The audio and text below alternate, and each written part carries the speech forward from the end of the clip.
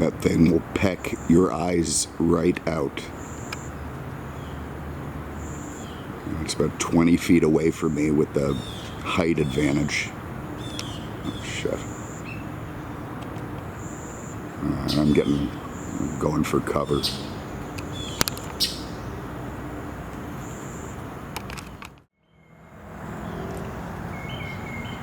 Good morning. This is Bill from Curious Cars on a miserable, muggy, horrific June morning. I mean, it is the pits around here.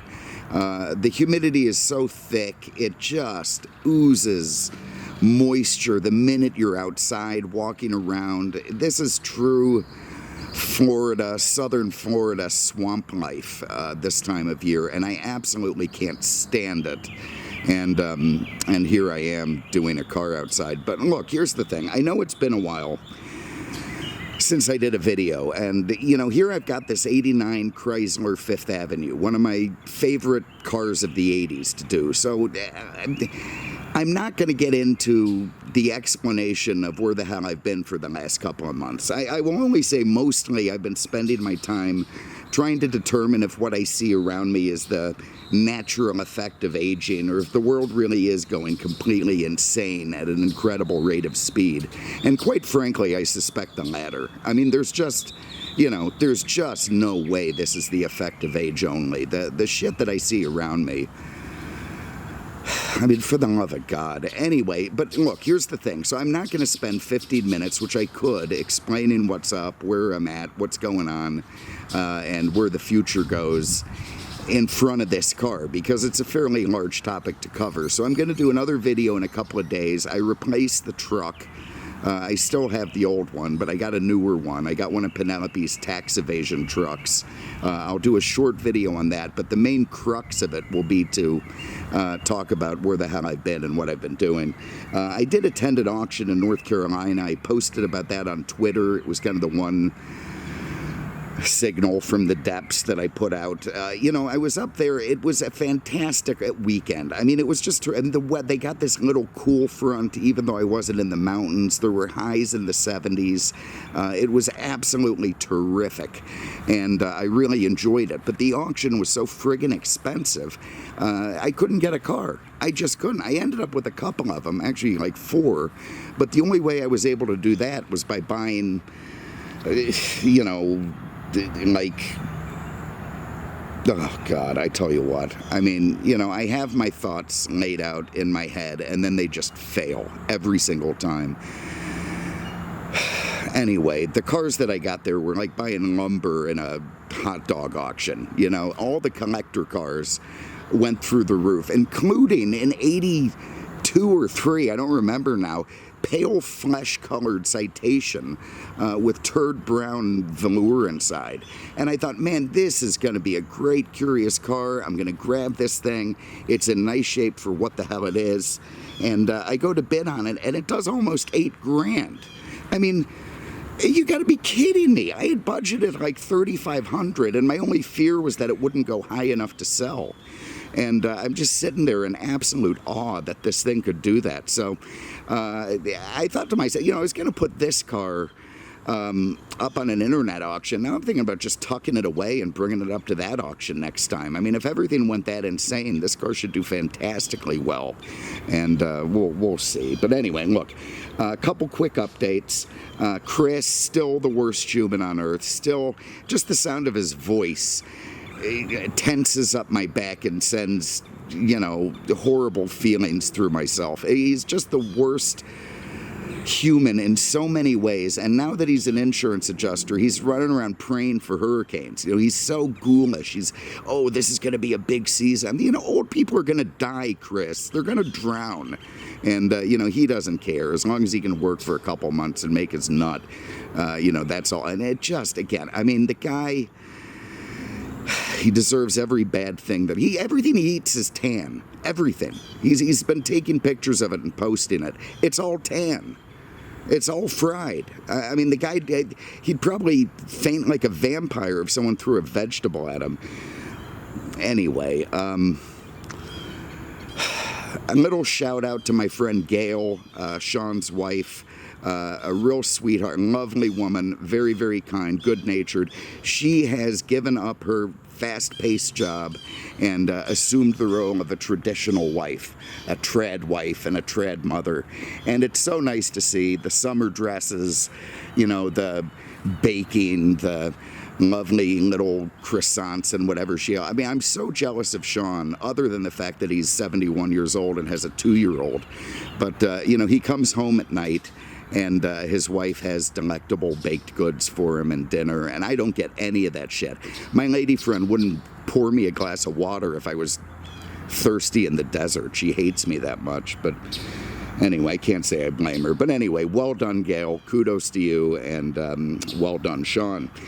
In the meantime, I did move. I'm at a new place now.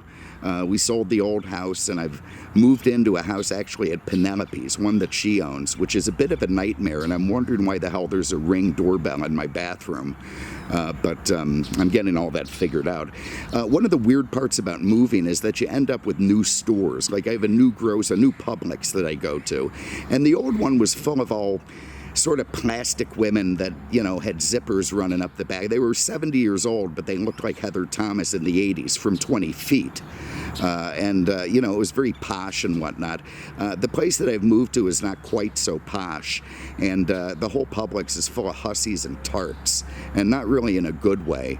And frankly, a bunch of retired New Yorkers as well that get really crabby at the deli section, and I have to put up with all that crap, and it's very busy. But anyway, look, I'll cover all that in the next video that's made for this, and we're going to get right back into this Fifth Avenue, which is the more prolific version of the Fifth Avenue on the M platform. And the M platform was the final production passenger car with a solid rear axle bolted to leaf springs that was sold in the U.S., elliptical leaf springs. I mean, it was, you want to talk about a dinosaur, man. It was the last of the last. It was also the last rear drive Mopar. Think about that for a minute. Mopar, I mean, you know, the makers of the Super Bird and Super Bee and, you know, Hemi Cudas and all that. In the 80s, this was it. This was your only rear drive option. And I do believe, of course it was your only V8 option. With its little anemic engine. I mean, things had changed so fast over a decade that it just absolutely stuns me. So this was it until the LX platform cars came out, like the Charger and the 300, which, you know, did kind of give a rebirth to Chrysler in the the rear drive performance type setup. So that, but you know, 15 years later, 16 model years. Anyway, this one is again an M platform. It was a derivative of the much maligned F platform cars, where the birds are going apeshit. So they're right there in front of me. Oh God. Anyway.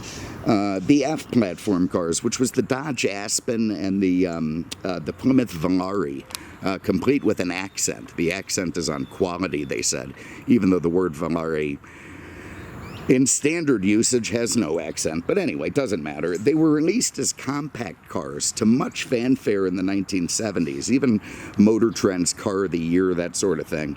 But they very quickly went the way of the Chevy Vega. You know, corrosion problems, reliability problems, just gave them a bad name. People stopped buying them. The sales just became depressed like a snowflake without Wi-Fi. I mean, it just became a car that was kind of a joke, even though I think they were pretty cool. And in fact, there were jet-powered. Take that, you know, GM. They had jet-powered Valeris they were testing, but that didn't work out. But anyway, downsizing was a thing at the time, to such a point that platform, that F platform, was released as a compact, but very quickly became a mid-size car. And so too did the M platform. That was derived for it. And this was right around the time Lee Iacocca and Chrysler were going K-car crazy. You know, the early 80s, it was going to save Chrysler, the K-car. But, you know, Iacocca was smart, and, God, these birds, get the hell out of here. Iacocca knew he needed to keep his traditional car buyers who, you know, they would be turned off by front drive Ks. I mean, you didn't storm the beaches of Normandy and Iwo Jima to come home and motor around in a Reliant. They needed something to sell to the crowd that still, hankered for tail fins and chrome rocker panels. And they needed something a guy like Andy Griffith would drive if, he didn't already have a Grand Marquis. So he was kind of their target. There was an R platform New Yorker Fifth Avenue, which was a big car and I think pretty cool with hideaway headlights and such, but it wasn't cutting the mustard. It wasn't selling, despite being kind of pimped out to bejesus the way that they liked it. But I don't know why. It probably didn't market it well enough, or maybe it just didn't look fresh enough for the high-tech 80s. But the M platform presented an opportunity, and Iacocca jumped on it. It was already popular with fleet buyers, like taxi cabs, police cars. There was the Dodge Diplomat, famously, a taxi cab. The Plymouth Fury, famously a police car. Much more so than they were being sold to the public. They were being taken by, cops and taxis. And, so Lee took one of those things and thought it wouldn't take much to doll it up for the affluent. I mean, there was a LeBaron version for the Chrysler that was kind of posh, but still the point of the car was more fleet use. But anyway, so in 1980, Chrysler produced an embodied LeBaron Fifth Avenue. This is going to get really friggin' confusing because Chrysler is friggin' insane. At least they were then. So there was an embodied LeBaron Fifth Avenue made by ASC, American Sunroof Corp., which incorporated much of the equipment and style of the New Yorker Fifth Avenues. I mean, Chrysler really loved piling names on a car, and if they were already taken, that was just too damn bad. There's like 3 different Fifth Avenue, the LeBaron Fifth Avenue, the New Yorker Fifth Avenue, and it just gets really friggin' confusing. But anyway, the ASC treatment was needed because they gave the car a more formal roofline than its embodied cousins like the Diplomat or the Fury. You can see that rear window is almost vertical. I mean, it's got a little rake to it, but we'll get into it. And the way they did that was they put a fiberglass shell on it and a quarter top. But anyway, look, this isn't the Iacocca written all over it. So they put this shell over the back. It covered up the quarter windows. They added in, look at the quarter windows covered there in the back. They added opera lights. That's why the hell not.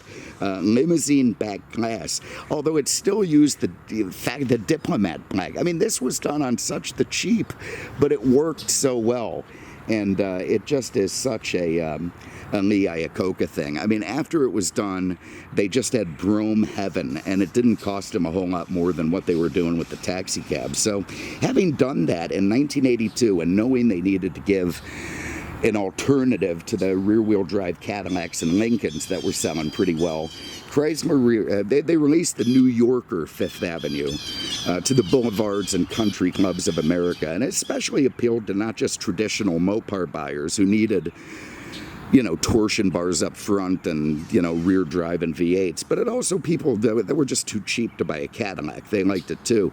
The larger R-body line was discontinued, and then they moved that New Yorker nameplate over to this car, the smaller M-body car.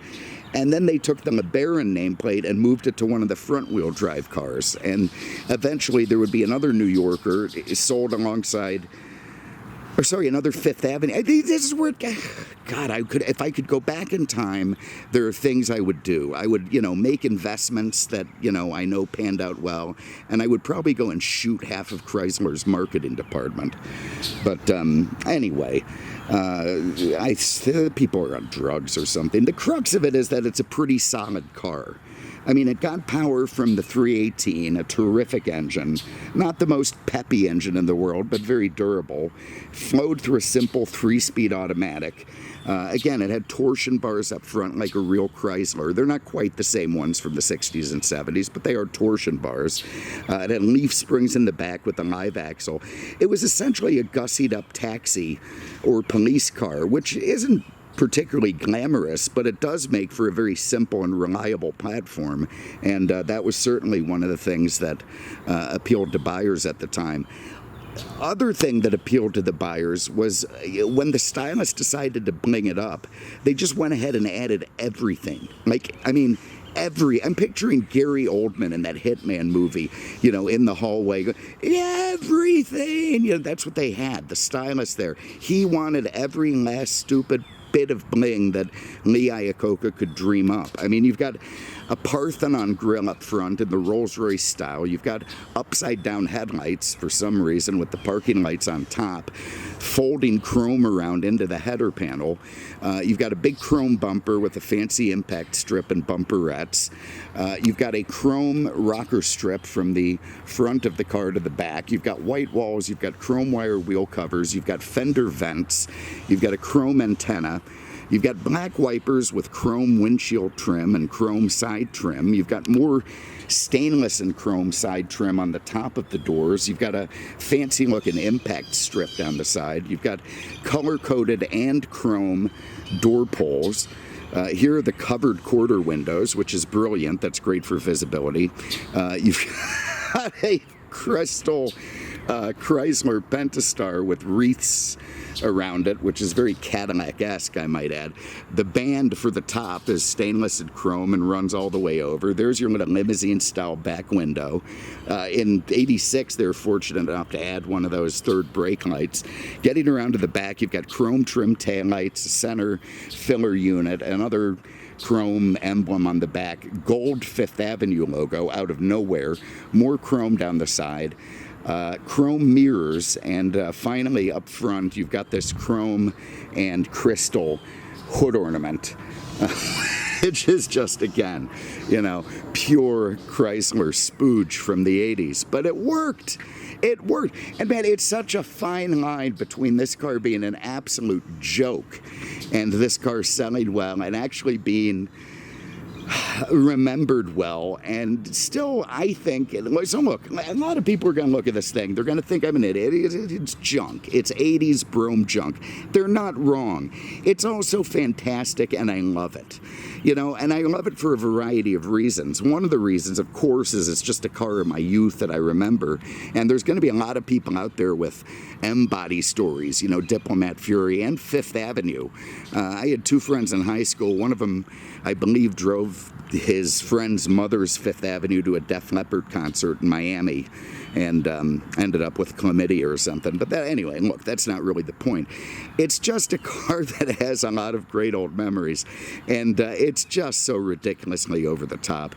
I'm going to do very quickly the engine and the trunk, so then we can just hop in, do the interior, and be done. I'm actually going to really screw up the order here. I'm going to start inside under the hood. All right, so here you go. So here is a 318 engine block painted black, as was proper for the latter years. It is carbureted. I believe this is a Holly. I think they went from like a Rochester to a Holly midway through. But even while the trucks were fuel injected, the 318 trucks were fuel injected, this car got a carb, and it was essentially Chrysler's top of the line car. It got a carb and it kept the 3-speed. I hear because it was just, with, you know, development costs, it didn't make sense to invest the money for something that was on the chopping block. And, you know, Lee Iacocca probably didn't know how long people would suck the bait up on this car. So they just kept it carbureted, and it was fine. And it's made it very simple today, except for that stupid lean burn system, which came out in the earlier ones. But, you know, it puts out not even 200 horsepower, probably 160-ish. For a V8, it's just so smogged up. About 265 foot-pounds of torque, which ain't bad. 3-speed automatic again. And it's just all a very simple bit of fun under the hood. And this one is very original. You see the condition of it there with the Mopar radiator hose. It still has its little, you know, these things disintegrated after a week on most cars. So this one is pretty special, I have to say. I bought it on Bring a Trailer, and it exceeded my expectations. Had a couple minor bits of nothing, but it has to be one of the greatest survivors I've seen in a long time. But anyway, it just is pure simplicity under the hood, and I think that would have appealed to a lot of those traditional car buyers. You know the type. All right, let me see. I'm going to pop the hood this way because it's actually easier at the end of the day than trying to fumble with the damn key. Oh, God, I can't wait to get on the inside because that's where a lot of the fun is, too. But anyway, let's have a look in here.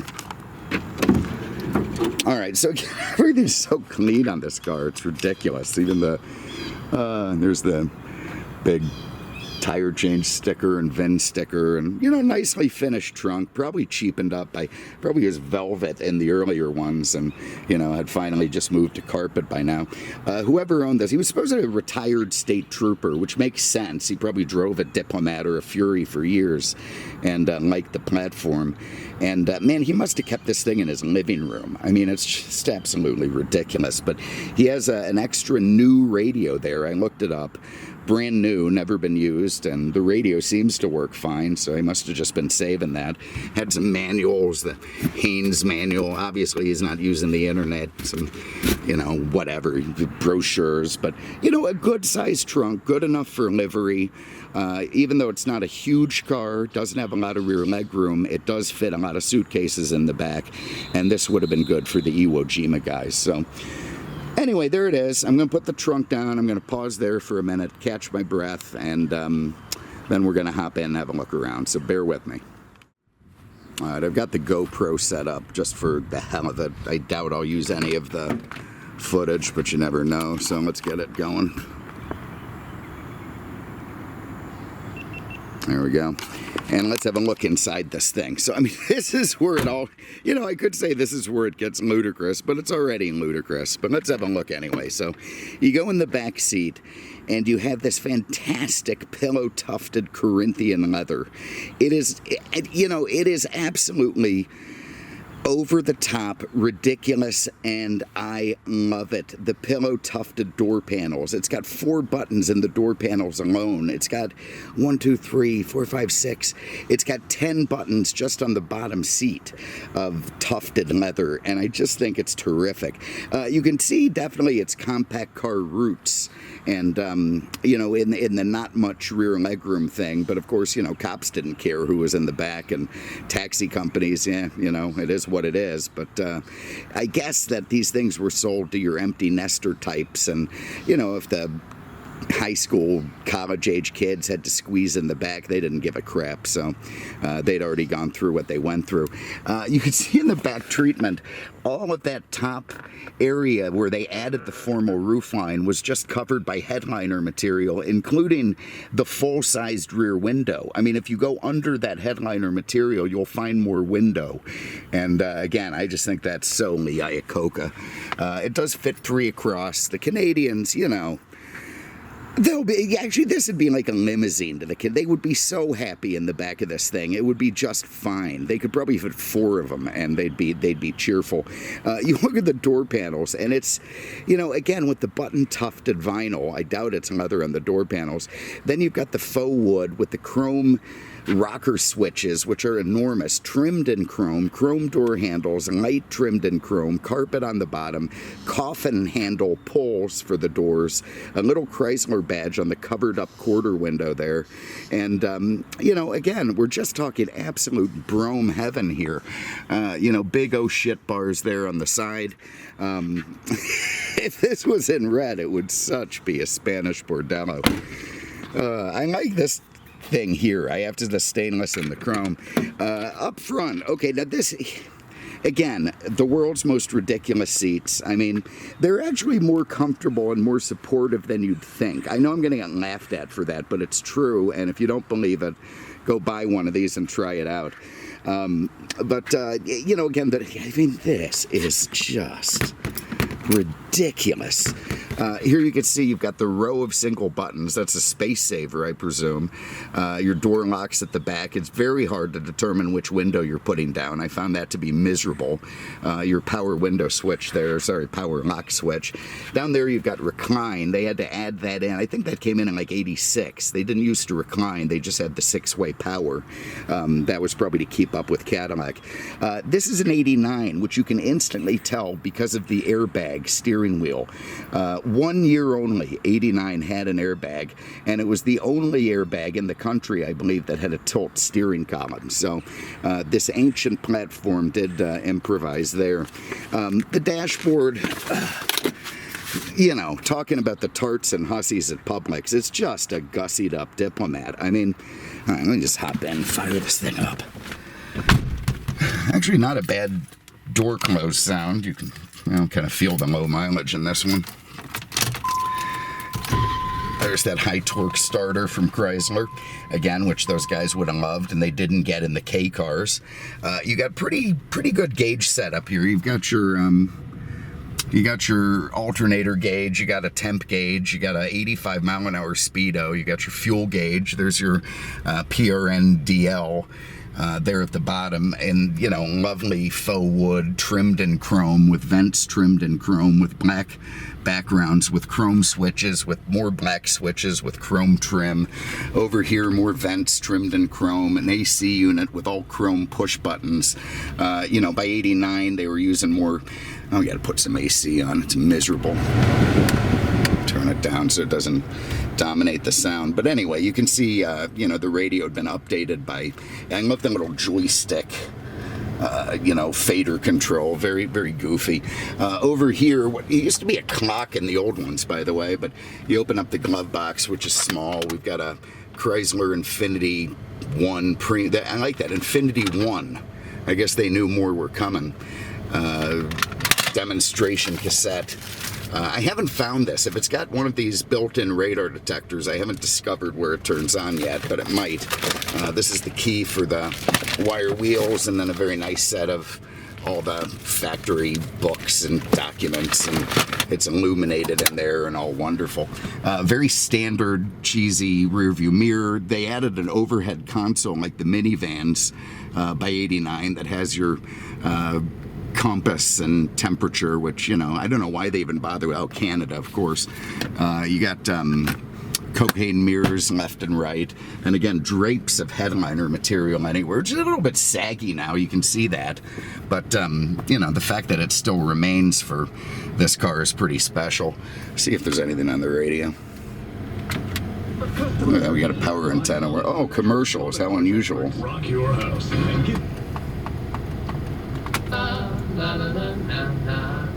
Nah, we got a little Led Zeppelin. Probably late for that, this car is. We need more Def Leppard.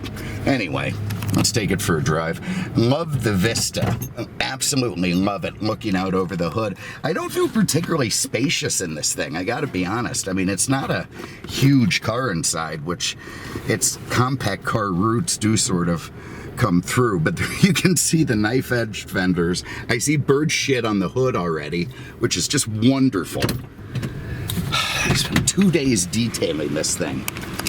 Oh God, this better be fresh. Oh God, that bird has gastrointestinal problems. How disgusting. I swear, you tell me it's not personal. You go ahead and tell me that it's not personal when shit like that's happening. Anyway, there's the knife-edged fenders, the little, you know, formal roof or hood line there in the center, kind of, again, Rolls-Royce style, the, you know, crystal hood ornament leading the way. I mean, you know, this had to make your average retired New Jersey firefighter feel like $1 million going down the road. It really did. But what a fun car. Let's see how it drives. You know, very quiet, a lot of sound deadening they used inside. A lot of rubber isolation in the suspension and such, so they did a pretty good job of making it suitable as a luxury car just by using, you know, quite a lot of the stuff you put in a luxury. You know, again, not really a luxury car until you add all the luxury car crap, which they did. So it runs down the road pretty quiet. The transmission shifts imperceptibly. You know, it's kind of not, it could use an overdrive, but again, I don't think they were really developing this car. It probably went on longer than they thought it ever would, and sold well all the way up to the end, all the way up to 1989. In the, I think 86, 87, 85, they were selling over 100,000 copies a year. It was down right around 30, I think, in 89, but still not bad, you know, for a car that had its roots 13 years ago and was completely different from everything else on the road. It looked like, you know, old Uncle Joe, the octogenarian at a family reunion with all of its little K-car buddies around it. I mean, it just was a very unusual car in the Chrysler lineup at the time, and did serve as their flagship, which is hilarious to me. And frankly, I just love it, man. I love it. I mean, this is such a great driver. They're pretty high quality, again, taxi and police based. You can actually put all the police suspension on them if you want. Some guys do, you know, to beef them up. You could put a 360 and it'll bolt right in. So you could actually make a pretty hot rodded Fifth Avenue if you wanted. I personally don't. This is just fine, but you know, sky's the limit. Look, man, it's reliable. It goes down the road smooth. It does what it's advertised to do. It's not super fast. What a great modern collectible it is. You know, where it's easy to maintain. There's still a ton of parts out there because most of these were bought by 100-year-old guys who kept them in garages and kept the miles off. So you still see them around from time to time. There's still a bunch of parts on eBay and, you know, everywhere else. So it's not a hard collector car to have. And, you know, they're not a ton of money. They draw attention. People give you the thumbs up, which, again, I don't like attention, but, you know, some people do.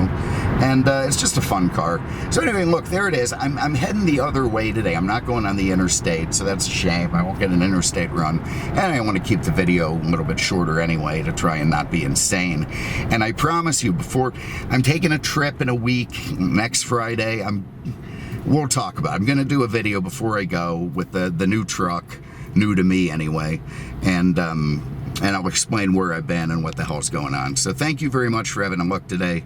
Really, really appreciate it, and we will see you with the next one. Take care.